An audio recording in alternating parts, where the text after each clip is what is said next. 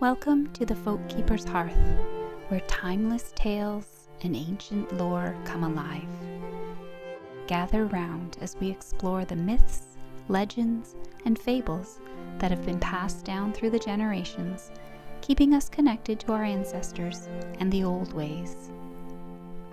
Do you have your cup of tea? Have you pulled up a chair? It is time. Let us begin.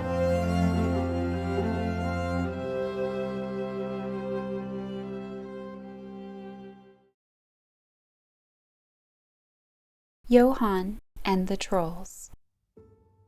Beneath moss-cloaked boulders and twilight skies, where the birch trees whisper secrets to the wind, there lies a land both wild and watching.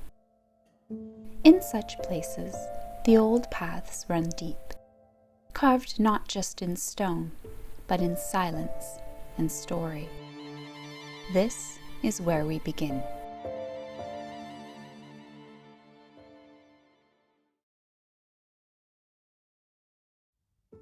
In the district of Ingletrope, nestled among the rocky woods of North Wedbo, there once lived a farmer with a sturdy servant named Johan.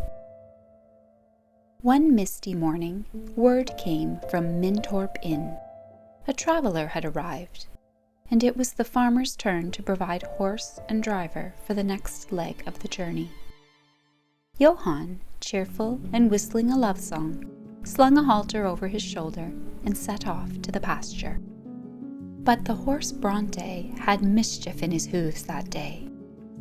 Though he let Johan near, each attempt to slip on the halter ended in a wild gallop to the far side of the field.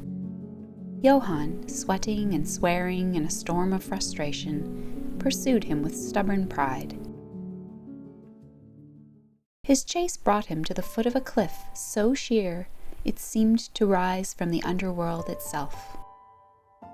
There, perched on a ledge, sat a maiden of uncanny beauty, combing her hair with a comb of bone and silver. Her voice, both sweet and strange, called out, "Are you there, my lad?" Johan, bold-hearted, called back, "Yes, my fair one."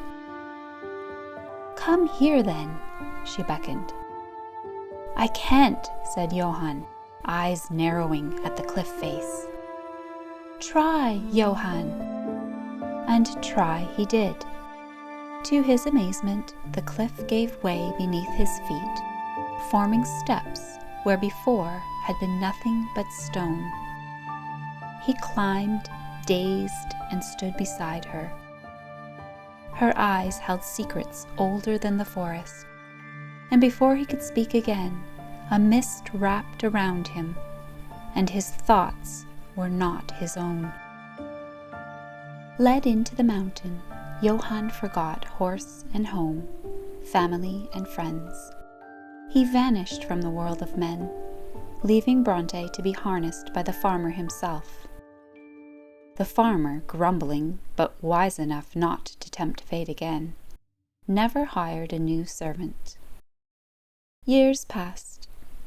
One day, again it was the farmer's turn to provide a traveler a ride. As he walked the pasture, his gaze drifted to the cliff. There stood Johan, pale and empty-eyed.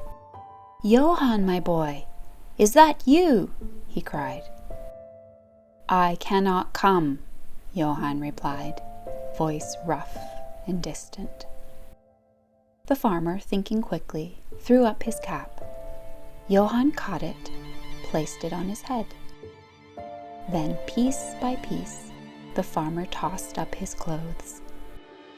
Clothed once more in the garments of the world, Johan seemed to gain strength. He descended slowly, like one waking from a deep dream. Without a word, the farmer grasped his hand, and they left without looking back. As they went, the old man muttered charms he had learned from his mother. "Hush now, sly black trolls, stone be your tongues, and stone your thoughts. harm not the hand that walks away. They came home, Johan clothed, the farmer bare. The traveler found another horse, for no one in the house thought of journeys that day. Johan spoke little, never laughed. His gaze was always distant. When illness took hold of him at last, he sent for the wise woman of the woods. She came with her herbs and her hollow-bone flute, and in her presence Johan unburdened his tale. Within the mountain he had been made servant to the trolls. When they placed their red cap on his head, he flew through locked doors of far-off towns, stealing fish, rye, salt, whatever they desired. With the cap's power, he bore burdens like feathers and moved as the wind. "It was wrong of me and cruel to the merchants," he said, "but the trolls held me fast. If they had no place in this world, the merchants would be kings. As it is, they pay their price in silence." The wise woman nodded. "So long as the old ways hold sway, so do the old debts. Rest now, child of the mountain." And Johan spoke no more.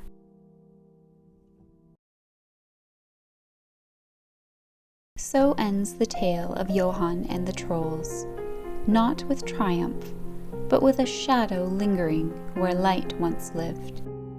Once a servant of flesh and field, Johan became a thrall to mist and magic, drawn into the hidden hollows of the world where trolls stir beneath stone, and time forgets the names of men.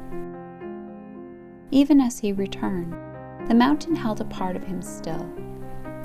His silence, his sorrow, a quiet echo of the old bargain, one struck without words, beneath the gaze of otherworldly eyes. And though he found his way home, something older, deeper, clung to his bones, a whisper of the wild that does not let go. So the next time the wind shifts over the rocks and a flicker moves in the fog, listen well. It may be Johan's tale passing by, or another beginning, just the same.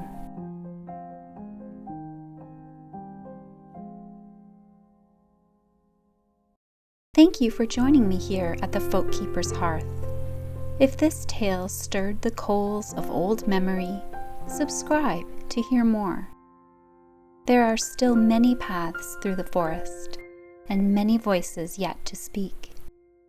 Until we meet again, may the moss be soft beneath your feet, may the stones remember your name, and may the old magic walk beside you.